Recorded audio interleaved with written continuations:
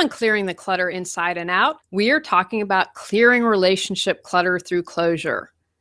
Do you still yearn for an old romantic relationship even though you know it is unhealthy? Are you angry at something your high school coach did years ago even though he's now deceased? Did your former best friend steal your idea for a business and you haven't been able to let go? Let's continue our month as we focus on getting closure.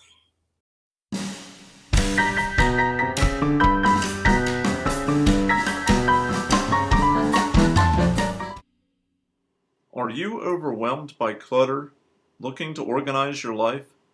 Do you feel stuck and are ready for a change? Every Tuesday at 1 p.m., join award-winning professional organizer and coach Julie Coraccio on Clearing the Clutter Inside and Out as she supports you in navigating the waters of decluttering your life and getting organized. Julie thinks outside the box and examines clutter in all areas: physical, mental, emotional, spiritual, energetic, and more. Ready to live a more joyful and fulfilling life? Hey everyone, 2017 is almost here. All the podcasts are really short this month. I encourage you to check out all the other episodes because they all focus on closure. I think it's such an important thing and can really support people, so I encourage you to check them out. I was going to talk about getting closure on energetic clutter for this month's bonus, but the more I thought about it, I wanted to talk about relationship clutter because I've known a lot of people are working on clearing their relationship clutter. I was raped when I lived in Los Angeles. At the time, I had a therapist, and so I processed the rape on a physical and mental level. However, I wasn't able to let it go for a long time and needed to process it in other ways for years, emotionally, spiritually, and energetically. I used to not be able to say that I was raped without either crying or feeling rage. It's one of the ways I know I have healed from the incident and gotten closure. The more work I do, the more I am not only fascinated with, but believe that we need to clear and clean on an energetic level. After healing and processing, I needed to get closure. This was a more intense process for me because of what happened. So when I say it may take time to get closure, I really mean it. Someone else might not need closure, even with something as intense as rape. If you are still angry, crying, frustrated, jealous over a relationship, use that as a guidepost to consider getting closure. What relationship clutter would you like to get closure on? This usually comes pretty quickly for most people. If you're unsure, is there anyone you're holding a grudge against? When you hear a person's name or see them, do you get upset or angry? Is there someone who wronged you that is past that you feel won't allow you to have closure? Ask your friends if there is someone you complain about a lot or wrinkle up your nose when you hear their name. The more conscious you are in any area of your life, the easier it becomes to be more conscious in other parts of your life. I know I've said this before. Most of us are on autopilot. You can't change your life if you aren't aware. I had a friend who was angry with someone that had died. She had to figure out a way to get closure. It was a long process for him, but eventually he was able to do it. Just because someone is passed doesn't mean that people can release grudges. Even if someone isn't here in physical form, you can still get closure. It might take some more work and maybe some creativity, but it can be done. Are you feeling stuck?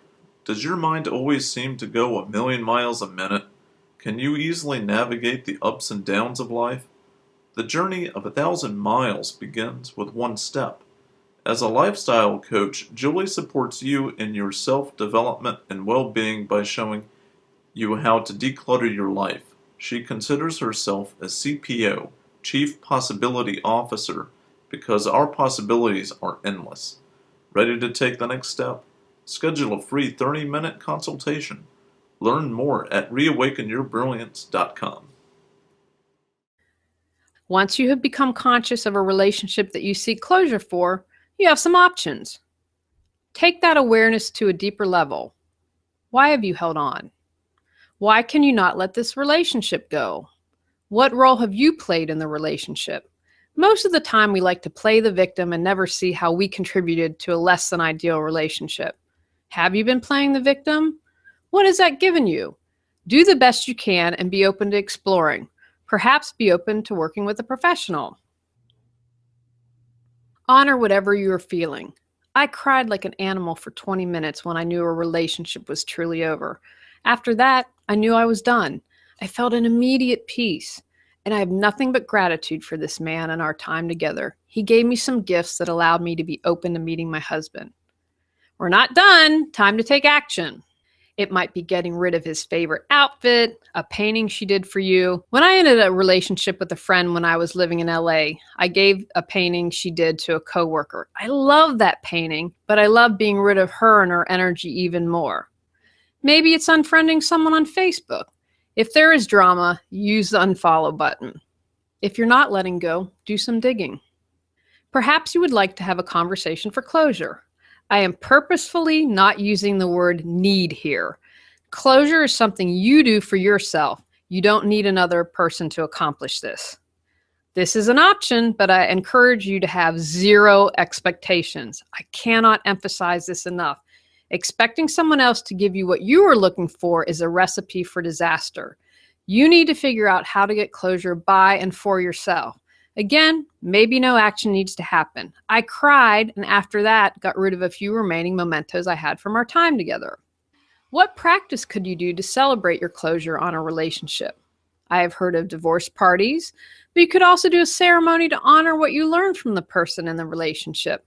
I mentioned earlier, I bear no ill words towards an ex and have gratitude because of what he allowed me to be open to. Could you celebrate that relationship in some way? Maybe you go to a restaurant you used to frequent and have one last meal and offer the person a toast energetically. Bring joy into the ceremony because when you release what no longer serves you, you can bring what you desire. Takeaways from today's podcast.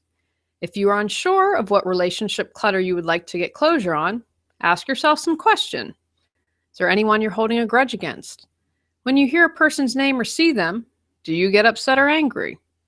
Is there someone who wronged you that is past that you feel won't allow you closure?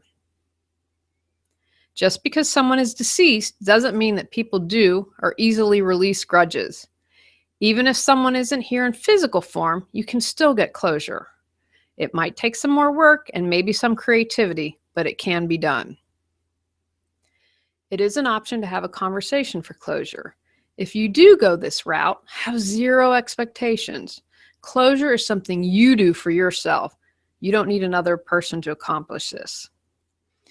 Go out, clear the clutter to create the life you choose, deserve, and desire.